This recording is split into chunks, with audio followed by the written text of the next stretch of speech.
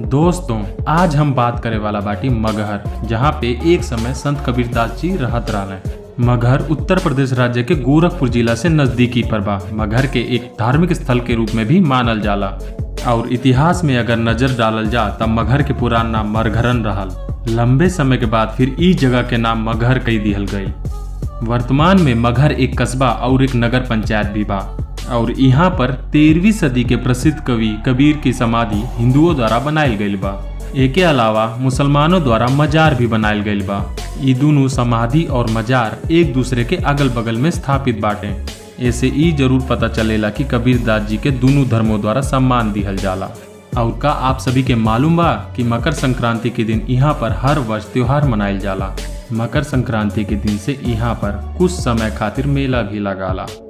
दोस्तों, मान्यता के अनुसार ई भी कहल जाला कि यदि मगहर में केहू के मृत्यु होत रहल तब वो मृत्यु के बाद सीधा नरक में चल जात रहल, और जबकि बनारस में मृत्यु होले पर वो सीधे मोक्ष प्राप्त करत रहल। लेकिन संत कबीरदास जी के लोगन के मन से ई भ्रम के दूर करे खातिर मगहर में अंतिम सांस लेवे के फैसला कैले।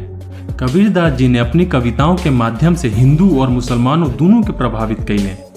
कबीरदास जी मूर्ति पूजा के कड़ा विरोध कैले और वो शराब मांस के सेवन नाही करे के भी सुझाव लोगन तक पहुंचौले। दोस्तों, कबीर जी के ज्ञान के आमतौर पर कबीर के दोहे के रूप में जानल जाला, जौन दुनिया भर में इनकर दोहा प्रसिद्ध बा। शायद आप सभी के ई बात मालूम नहीं हुई कि इनकर कई दोहा सिख धर्म के श्री गुरु ग्रंथ साहिब जी में भी शामिल बा। इनकर दोहा में साधारण हिंदी के उपयोग भइल रहल, जेके आम आदमी आसानी से समझ सकेला।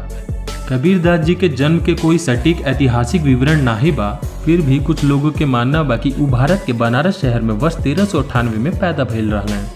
कबीरदास जी लहर तारा तालाब में एक कमल पुष्प के ऊपर प्रकट भइले और ओकरे बाद नीरू और नीमा के जब इन पर नजर पड़ल तब उहे ही कबीर जी के पालन पोषण कैले।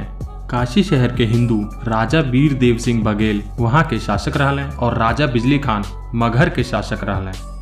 वो दोनों शासक कबीरदास जी के शिष्य रहले। जब कबीर जी काशी से पैदल ही मगहर की यात्रा शुरू कैले तब राजा वीर सिंह बघेल अपने सेना के साथ कबीरदास जी के हिंदू रीति रिवाज के अनुसार उनके दाह संस्कार करे के इरादे से मगहर में चल गए।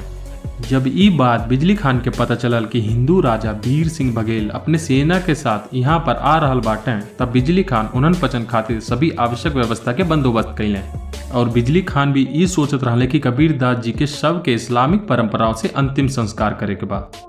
तब उहो भी अपन सेना तैयार कैले हले और सभी सामान के बंदोबस्त करे में जुट गईले। ओकरे बाद कबीरदास जी बिजली खान के कहले कि हमके बहते पानी में स्नान करे के बा। तब बिजली खान उनके बतौले कि एक आमी नदी बा जौन भगवान शिव जी के श्राप के कारण सूख गईल बा और आपके बहते पानी में स्नान कईल संभव नहीं बा।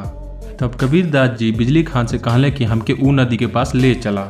आमी नदी के तट पर पहुंचले के बाद कबीरदास जी अपने हाथ से इशारा कैले और रुकल पानी अपने आप बहे लगल। ओकरे बाद कबीरदास जी बहते पानी में स्नान कैले। जब कबीरदास जी आमी नदी से स्नान करके वापिस अइले तब दोनों राजा में ई बात पे बहस चलत रहल कि शव के अंतिम संस्कार हम आपन धर्म से करब।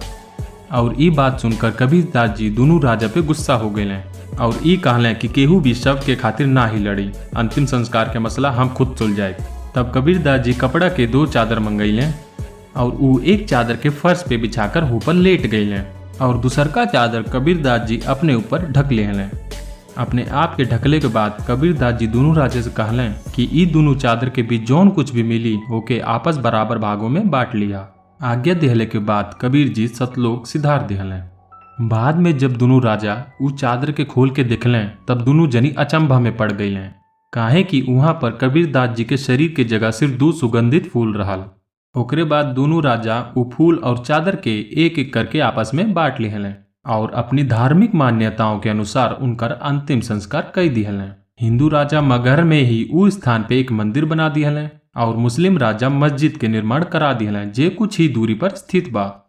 तो दोस्तों, इस प्रकार मगहर एक धार्मिक स्थल बन गई। अगर आपके अपने जिला मगहर के ई वीडियो पसंद आई तो वीडियो के लाइक शेयर और सब्सक्राइब करल मत भूलिया। जल्द मिलत है एक नई वीडियो के साथ।